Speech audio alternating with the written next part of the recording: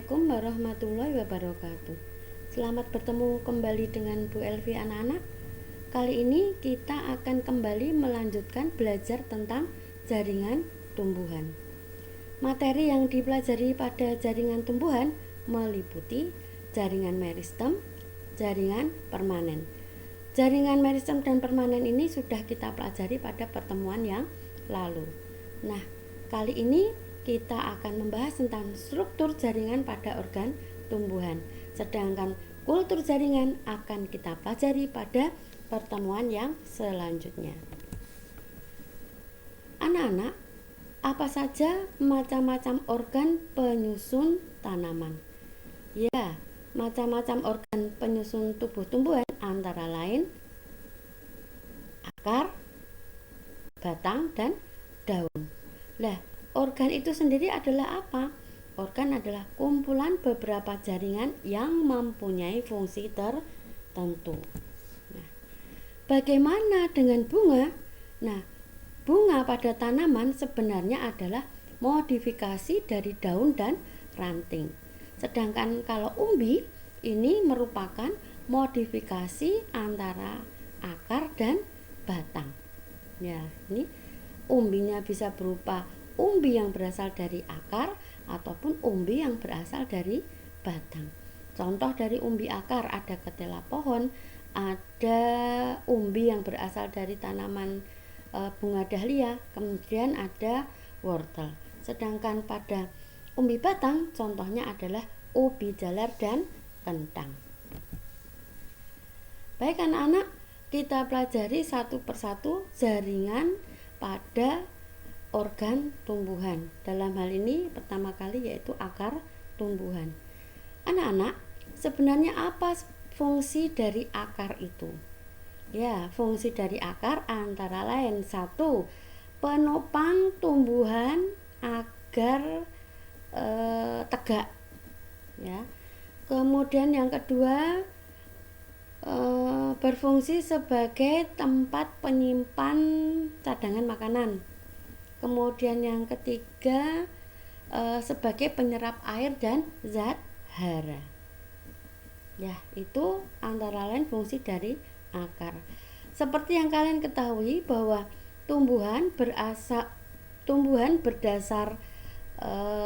keping bijinya ada dua macam, yaitu tumbuhan monokotil dan tumbuhan dikotil. Nah, tumbuhan yang monokotil dengan tumbuhan dikotil sistem perakarannya berbeda. Kalau tumbuhan dikotil sistem perakarannya berupa akar tunggang, sedangkan yang tumbuhan monokotil sistem perakarannya adalah akar serabut.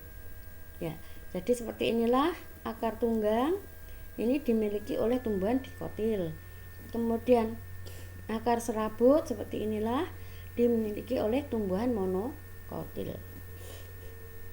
Nah, apa perbedaannya? Kalau akar tunggang yang dominan tumbuh adalah akar primernya, ya, akar primer, akar utamanya. Dari akar primer ini nanti akan keluar akar lateral.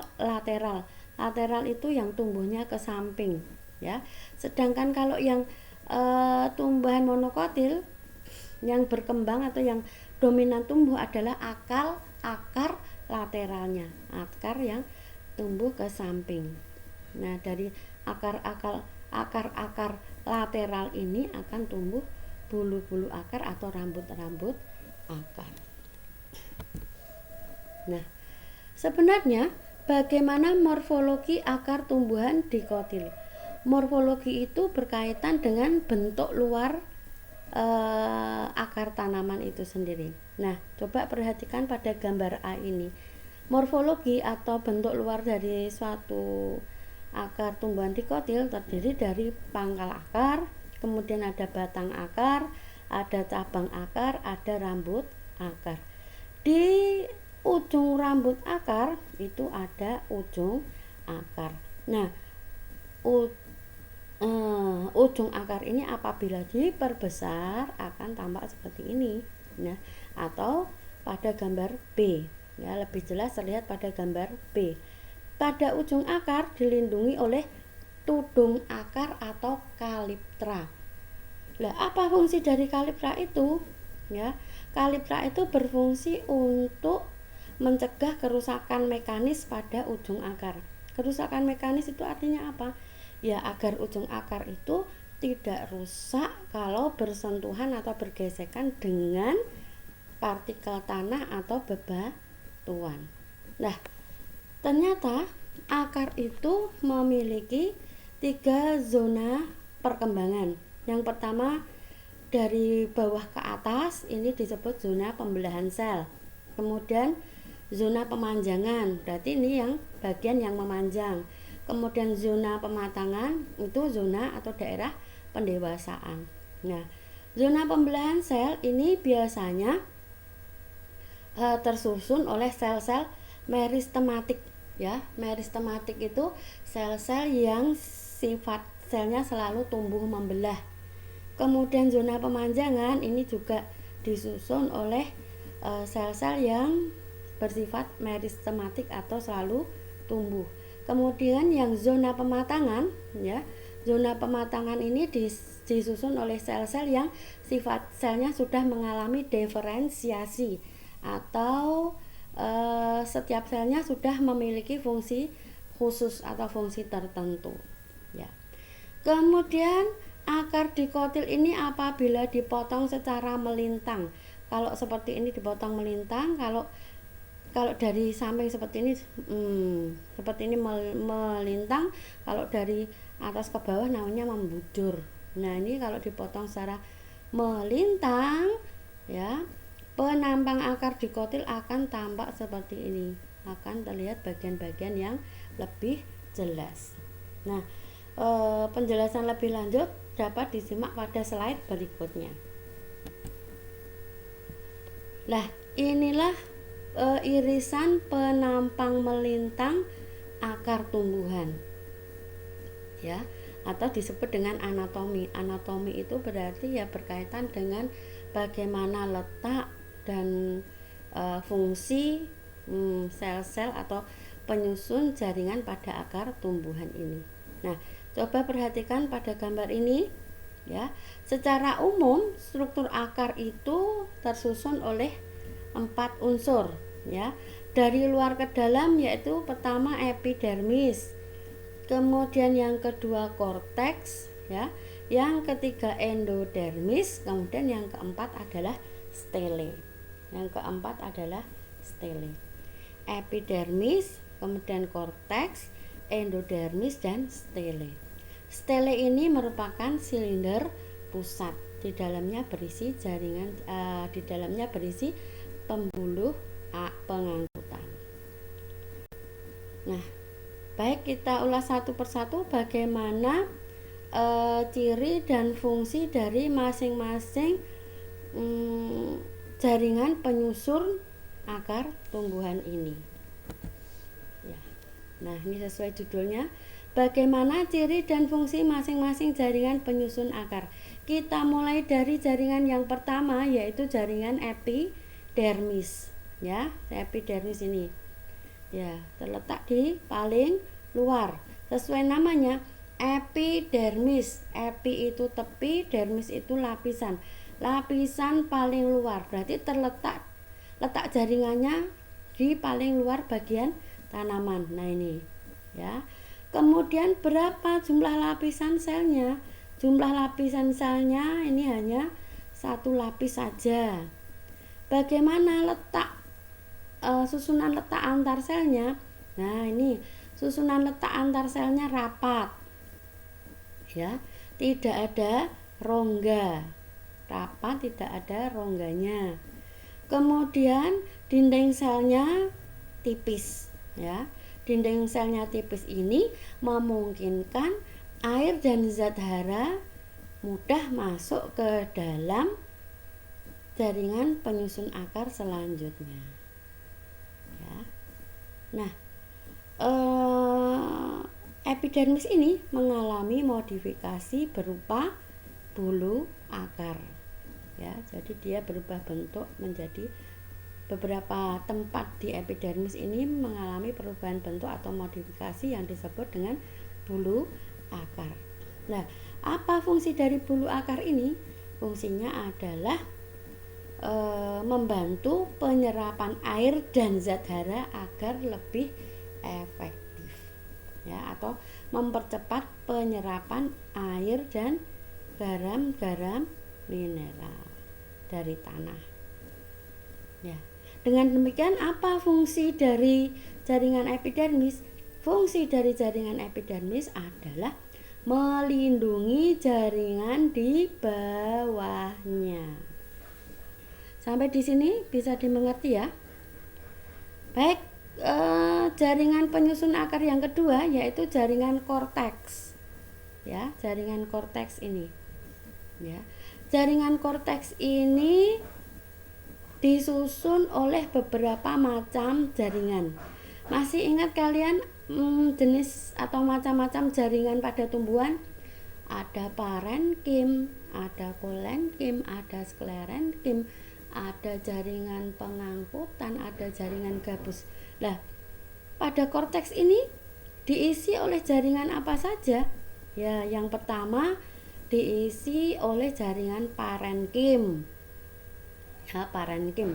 Masih ingat ya, parenkim itu kan fungsinya mengisi, pengisi agar organ pada suatu tanaman itu tidak bolong. Ya, tidak bolong, padat. Nah, kemudian di mana letak korteks? Korteks letaknya di bawahnya epidermis.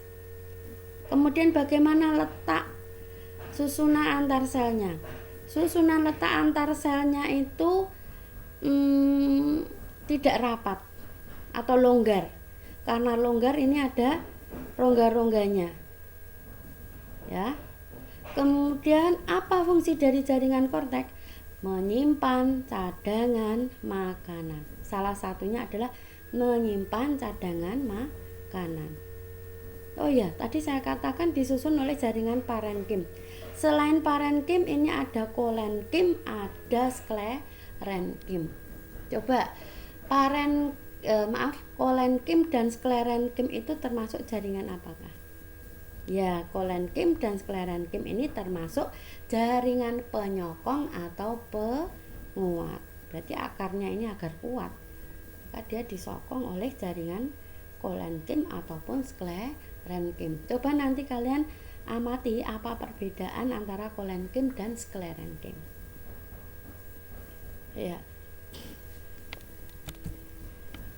Jaringan penyusun akar yang berikutnya yaitu endodermis. Ya, endodermis. Di mana letak endodermis? Endodermis itu letaknya di antara korteks dengan stele. Ya, stele atau silinder pusat. Stele atau silinder pusat. Ya. Kalau epidermis tadi lapisan yang luar, kalau endodermis, endo menunjukkan letak dalam, dermis lapisan dalam. Ya. Bagaimana jumlah lapisan selnya? Berapa jumlah lapisan selnya? Hanya satu lapis saja. Nih, hanya satu lapis saja. Bagaimana susunan letak antar selnya? Rapat, tidak berongga. Ya. Kemudian dinding selnya ini tebal. Dinding selnya tebal. Ya. Mengapa dinding selnya tebal? Karena sel-sel endodermis ini memiliki pita kaspari. Pita kaspari itu apa? Sel yang dibungkus oleh zat lignin dan suberin. Lignin dan suberin. Lignin itu unsur kayu, suberin itu zat gabus. Ya. Jadi dengan adanya lignin dan suberin ini, pita kaspari bersifat kedap air atau tidak mudah ditembus air. Namun di antara pita kaspari ini ada yang disebut dengan sel penerus. Ya, kalau sel penerus itu apa? Sel penerus itu adalah bagian dari endodermis yang tidak dibungkus oleh lignin ataupun suberin, ya, lignin atau suberin, sehingga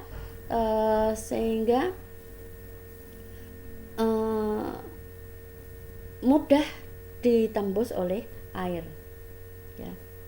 Mengapa harus ada sel penerus? Lah, sel penerus ini fungsinya adalah pengatur jalannya larutan yang diserap dari tanah agar bisa masuk ke silinder pusat. Saya ulang, mengatur jalannya larutan yang diserap dari tanah ke silinder pusat. Tentunya melalui bulu akar, epidermis, kemudian korteks, ya. Baru nanti sel penerus, setelah itu baru masuk ke silinder pusat, ya. Nah, apa fungsinya endodermis kalau begitu? Ya, endodermis adalah itu tadi, pelindung, ya. Endodermis itu adalah pelindung akar, ya, pelindung akar agar tidak mudah busuk, ya, begitu ya. Kemudian berikutnya yaitu stele atau silinder pusat. Nah, stele atau silinder pusat, ya, ini paling dalam nih, silinder pusat. Nah, stele atau silinder pusat ini disusun oleh perisikel.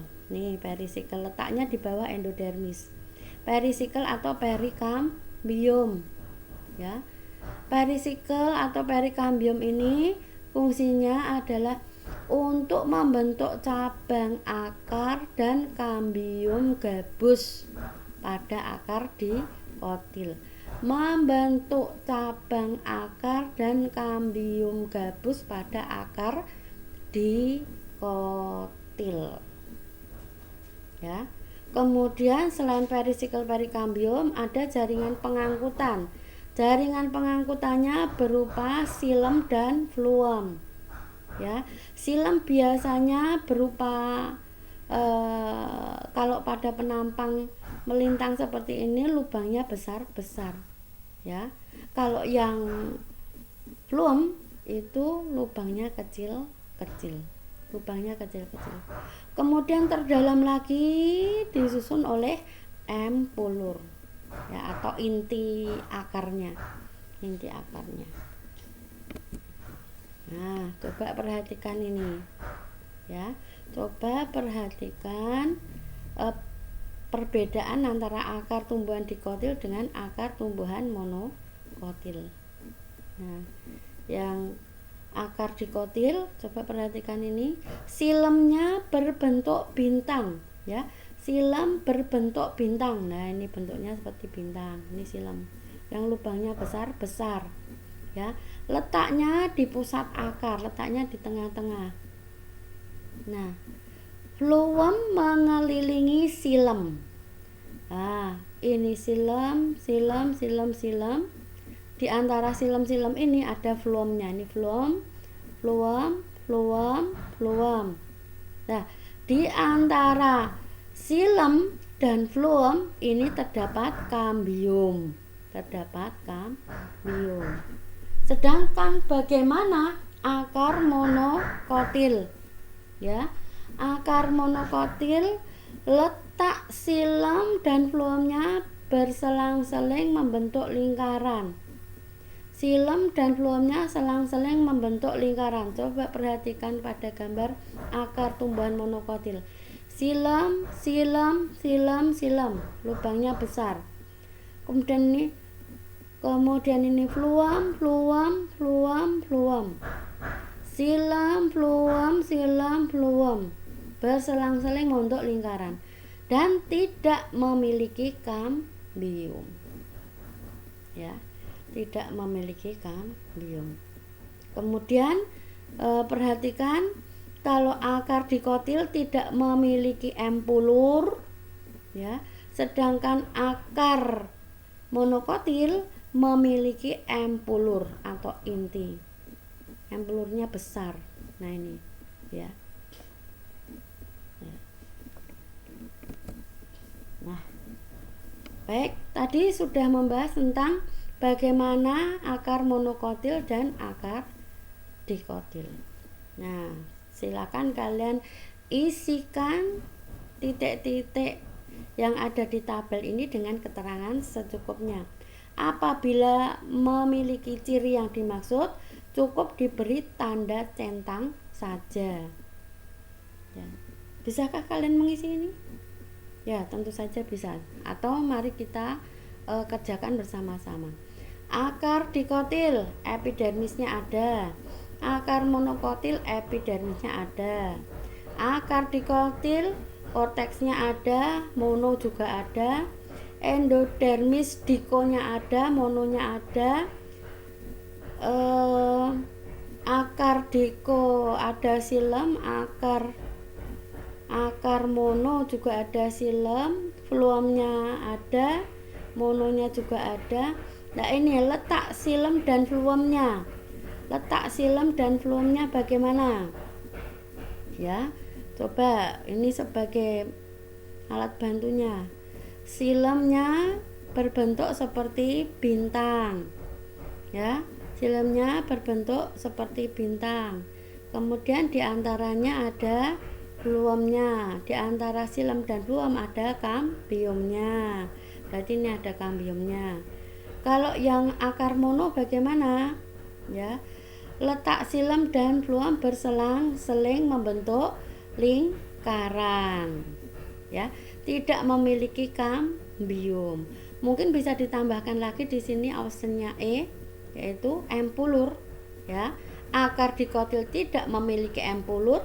Akar monokotil memiliki empulur.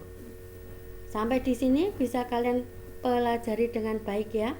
Moga-moga tidak ada kesulitan untuk memahami apa yang Bu Elvi telah sampaikan. Saya kira pelajaran tentang bagaimana struktur jaringan pada akar monokotil dan dikotil dapat kalian serap dengan baik.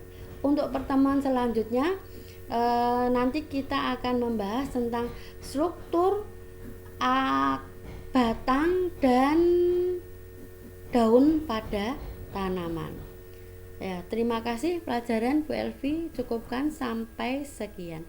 Terima kasih sekali lagi saya ucapkan assalamualaikum warahmatullahi wabarakatuh.